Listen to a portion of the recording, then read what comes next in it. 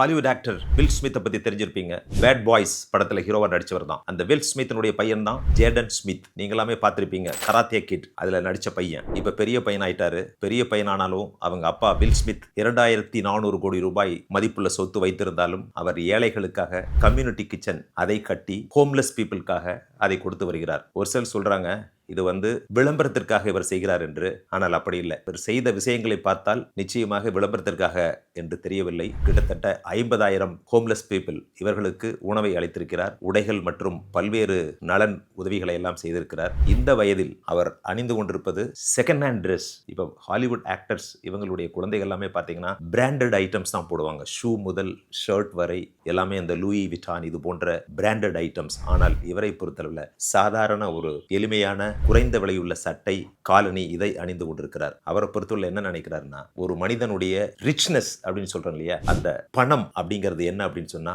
மற்றவர்களுக்கு கொடுப்பது. Giving is pleasure. நாம் எப்படி இந்த சமுதாயத்திற்கு கொடுக்கிறோம் என்பதை பொறுத்துதான் அவன் உண்மையிலேயே பணக்காரனா இல்லையா என்பது தெரியும். பணம் வைத்திருப்பவன் பணக்காரன் அல்ல, கொடுப்பவன் தான் பணக்காரன். அதுதான் இந்த ஜேடன் ஸ்மித் உணர்த்தும் பாடம்.